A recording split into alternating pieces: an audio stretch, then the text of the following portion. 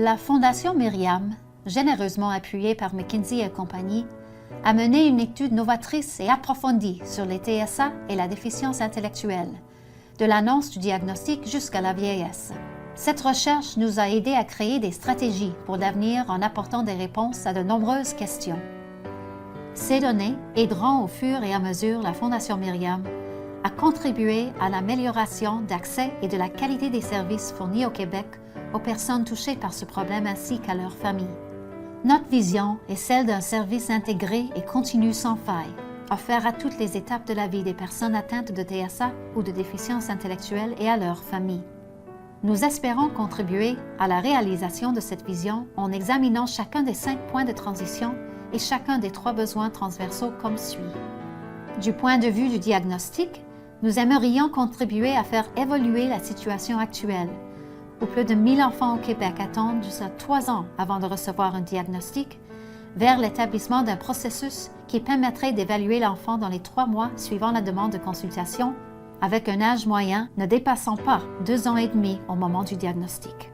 En ce qui concerne les services d'intervention durant la petite enfance, nous envisageons de passer de plus de 1000 enfants qui attendent plus de 2 ans pour des services d'intervention précoce qui sont souvent moins intenses que ce qui est requis, à une moyenne de 20 heures par semaine pour certains enfants avec un TSA, mais aussi des activités d'éveil et de stimulation précoce pour les autres sous-groupes, et le tout avec un délai d'attente inférieur à 3 mois.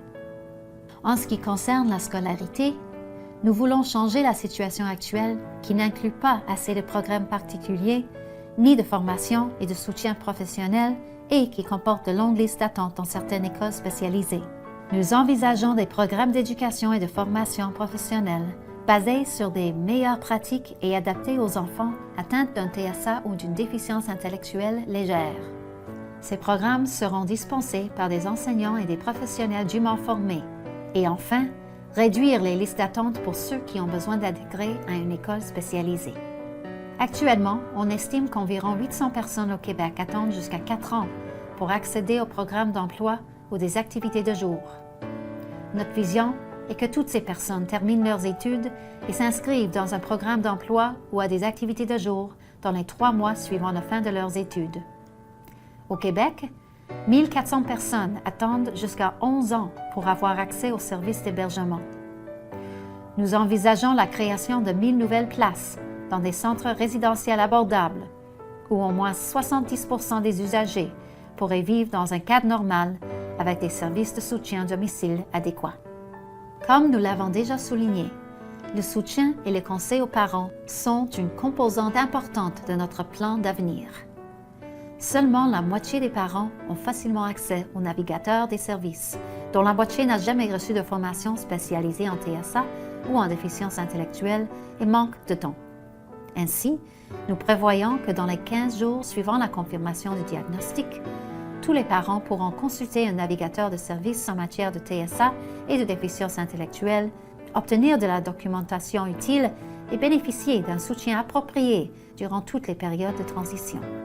Nous avons noté précédemment que seulement 8% des parents peuvent accéder facilement aux services de répit spécialisés et que les subventions gouvernementales représentent un salaire moyen de 3,50 $ à l'heure. Différents types de services de répit seront créés et seront adaptés aux besoins de chaque famille, incluant un service d'un minimum de 12 fins de semaine par année destiné à tous les sous-groupes, de jour comme de nuit, chez eux ou en dehors, ainsi qu'un service de garde relève en cas d'urgence offert en moins de 24 heures. Malgré les besoins médicaux croissants rencontrés chez les adultes atteints de TSA ou de déficience intellectuelle, nous vous rappelons que très peu de médecins et de dentistes sont qualifiés et disposés à les traiter. En outre, les familles n'ont pas de moyens bien définis pour trouver les ressources spécialisées disponibles dans leur région. Notre but consiste donc à favoriser l'accès aux dentistes, aux médecins de soins primaires et aux spécialistes dûment formés pour traiter cette population.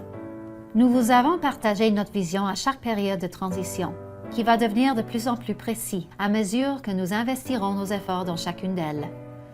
Maintenant, nous aimerions vous présenter un aperçu de notre rôle qui contribuera à valider cette vision. Le plan de la Fondation Myriam consiste à intervenir dans tout le continuum de soins pour obtenir des résultats durables. À cette fin, nous exerçons un rôle qui comprend 4 volets. Premièrement, l'évaluation. Comme nous avons fait lors de l'étude McKinsey, nous entendons souligner périodiquement les importantes lacunes du système et suivre l'ensemble de ses performances. Cela signifie que nous devons comprendre les enjeux les plus importants du continuum de soins, définir les cibles mesurables, repérer les indicateurs liés à chaque point de transition et à chaque besoin transversal, du même que suivre les progrès et les diffuser régulièrement et publiquement. Deuxièmement, notre vision consiste à promouvoir le changement dans l'ensemble du réseau. Par le biais de différentes campagnes, nous entendons sensibiliser la population et les décideurs de tous les paliers du gouvernement, élaborer des stratégies et rassembler les parties prenantes, ainsi que défendre le droit au service pour tous. À titre d'exemple, l'un de nos efforts de sensibilisation à l'échelle nationale vise à aider les personnes atteintes de TSA ou de déficience intellectuelle à mener une vie pleine et entière. Notre campagne « Voyez les choses à ma façon » propose un concept original, imagé par une paire de lunettes, fait référence au fait que chaque individu voit les choses à sa façon. La campagne rappelle l'importance de faire preuve d'empathie et met en évidence le caractère unique des besoins de chaque personne atteinte de TSA ou de déficience intellectuelle en termes de traitement, de soutien, de sensibilisation et de mobilisation.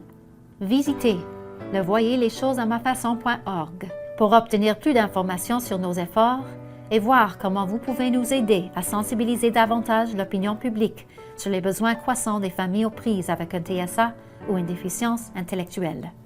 Troisièmement, par le biais de notre vision, nous cherchons également à soutenir nos partenaires afin de rehausser leur offre de services. Autrement dit, nous devons financer des projets de partenariat stratégiques qui auront d'importantes répercussions, en faire le suivi par le biais de la recherche, contribuer à la mise au point de programmes de formation spécialisés pour les professionnels et faciliter le transfert des connaissances. Enfin, le quatrième volet consiste à bâtir des projets pilotes innovants et à fort impact, qui procurent directement des services aux individus et à leurs familles. En voici quelques exemples. La création de centres de diagnostic visant à alléger les listes d'attente actuelles, le renforcement des capacités des services d'intervention comportementale intensive précoce et une nouvelle approche en matière de résidence pour les personnes atteintes de TSA ou de déficience intellectuelle. Nous espérons que ces efforts favoriseront davantage l'introduction d'importantes innovations dans ce domaine. Dans un avenir immédiat, nous allons nous concentrer sur l'augmentation de la capacité pour le diagnostic et celle des services d'intervention intensive précoce.